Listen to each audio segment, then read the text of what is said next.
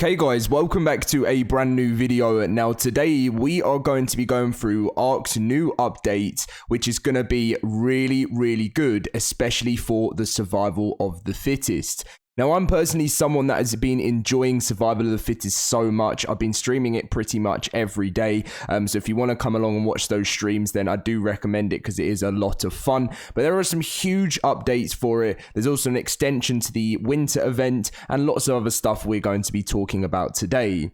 Things are getting very exciting in the ARK community. You know, we've got all this new stuff to look forward to. We've got ARK 2 coming out this year. We've got the animated series coming out very soon. It is 1 year to be an ARK in the ARK community, pretty much. Now, if you guys do enjoy today's video and get all the news you need to know, make sure to smash that like button. Subscribe if you're new to the channel. Supports so much. The recent support on the channel has been crazy, so thank you for that. And let's get in with today's video. So the new Community Crunch 343 came out, the Survival of the Fittest updates, Winter Wonderland extension, and more. Now, it's so weird to think there's an extension to this because, like, you know, like, it feels like it was ages ago. I don't know if you guys feel the same, but, like, it just feels like the whole winter period just went so fast, like the whole holiday season, it just shot by, and it's always a bit sad when that happens. But anyway, let's go through the news. So, it's been a joy to watch the community participate in the Survival of the Fittest matches in the past week. We've seen several nail-biting matches and clever uses of the new mechanics that the Survival of the Fittest provides. It is a memorable experience for us to watch these highly intensive matches play out on a grand scale. Who'd imagine we'd see little dilos, monkeys, and small creatures being mind-controlled at the end game? We'd also like to give a nod to the ARK content creation community for helping keeping our screens full of non-stop entertainment. Since the original launch on Friday the 23rd of December, balance changes have been made to several creatures including the Thyla, thankfully if you've seen the videos, Rhino, Triceratops, Carcharodontosaurus, and Dragon. Changes have also been made to C4, fire/flame weapons, and bosses in the game. Several quality of life improvements have been added, such as keybinds, total match time remaining on the HUD, and confirmation prompt for converting to tokens. A parachute has been added as a lootable item, and some optimizations have been made to the minimap, compass, and on-screen text, in-world HUDs, and everything like that. The patch notes contains the latest changes to and updates for the Survival of the Fittest. Click here to download it on Steam. So let's go through the new patch notes for what's happened, because there is huge changes. So if you're someone that's played this or even enjoys watching this, this is going to change everything. So bosses are able to farm tokens from piranhas. Pike is unable to destroy stone. Token confirmation does not have full focus, thereby causing accidental dismounts or weapon equips when relying on the hotkeys rather than clicking. Unable to unequip weapons using the hotkeys. Using Q still works. I knew this was a problem because I couldn't unequip weapon when I was on my dino. Q was working, but it was still very like dodgy. So I'm glad they've sorted some stuff out there. Fixed the bug where heal costs were too high.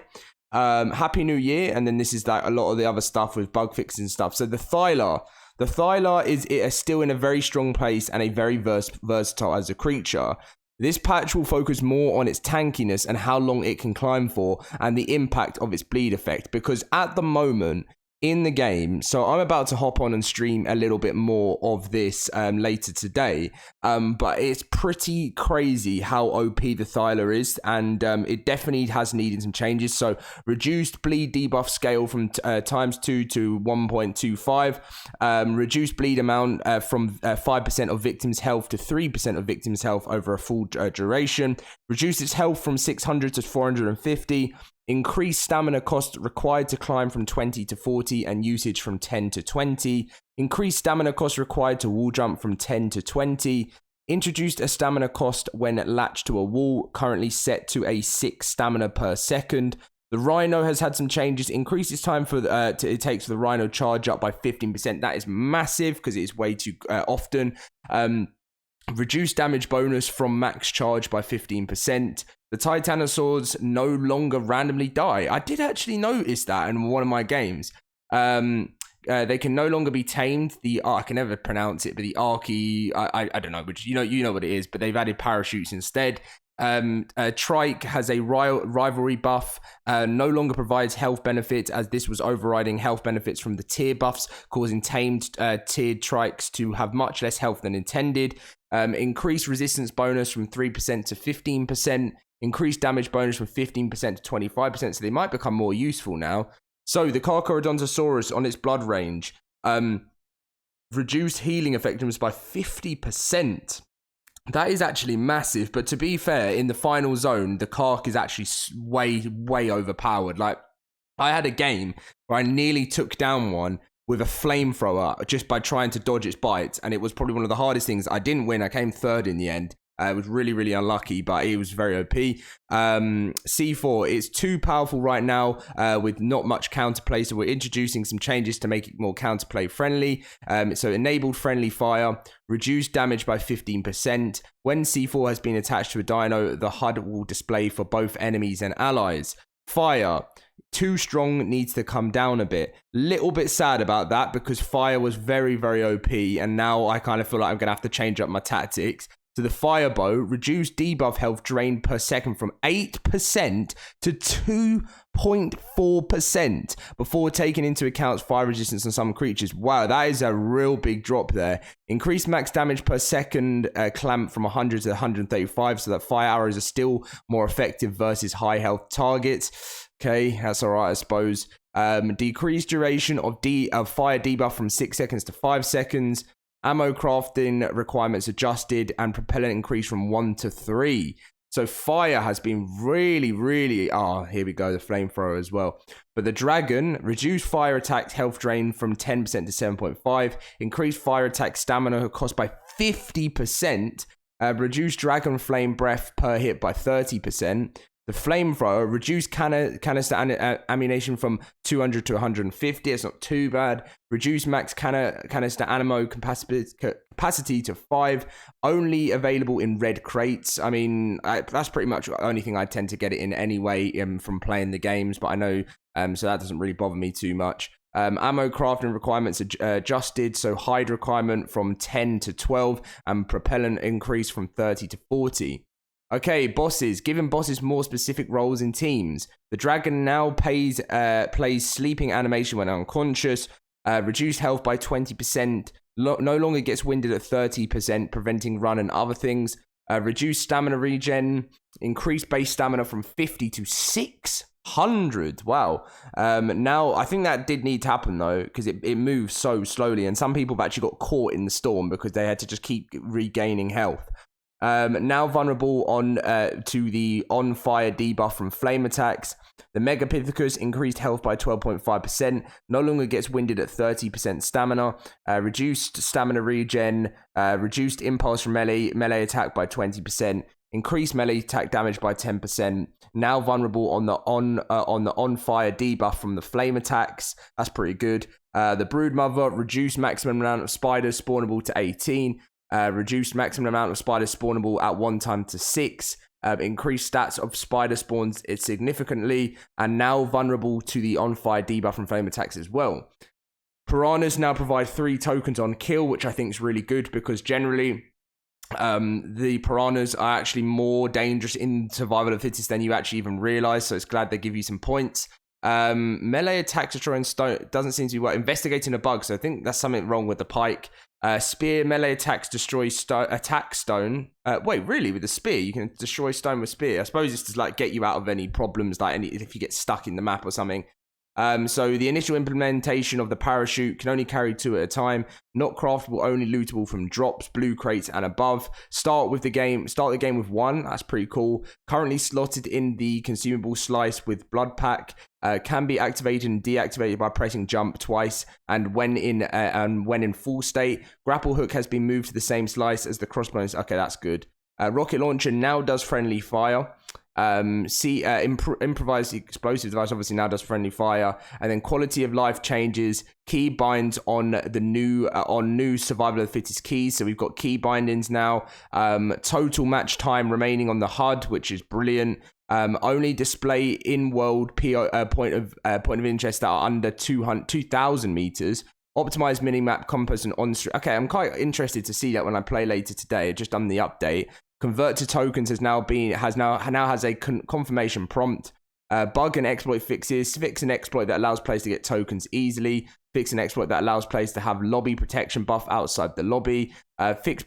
Some possessed creatures were not getting their movement state related benefits when being possessed. This is now fixed. Included but not limited to the Rhino, Direbird, and Terrorbird. C4 kills now count towards the tribe/player kills. Painting is no longer offset by 1. This will break all existing Survival of the Fittest paintings, but paintings from ARK Survival Evolved will display correctly colors again. Fix the bug where if a creature took too much damage too quickly from a multiplier, it would instantly die rather than going unconscious. Survival of the Fittest billboards. Champions are now highlighted in green upon victory. That's pretty cool. Tribe flag now shows on billboards. Hairstyle, beard styles, hair color, and beard color now display on billboards. Design changes. Experience. Increase the total amount of experience the dino can get from a single kill by ×2. Pretty good. I'm glad about that. It is quite slow. When your dino are at max experience points and kill a creature, the experience points will be perfect. The experience points will be shared with nearby creatures. That's so good. Bosses do not share experience points with creatures.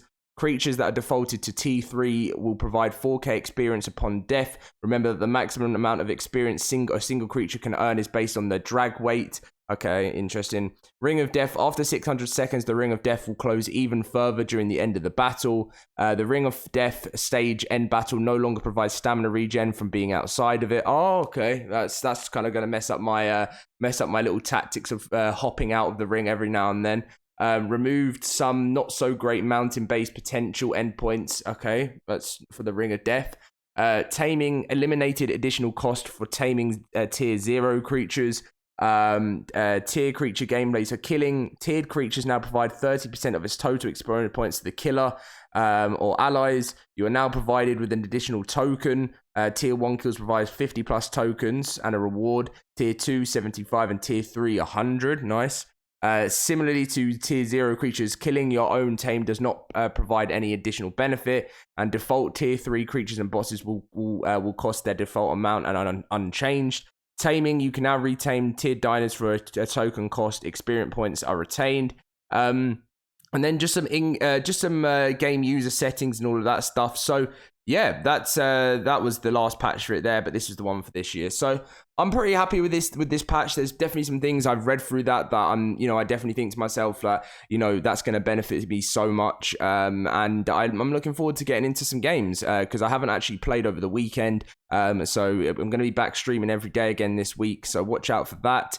Look forward to it. And I'll catch you guys in actually, that's a lie. Before we go, there is the EVA event, which again is live until, the last day is today. Okay, so the last day will be some point in a couple of hours.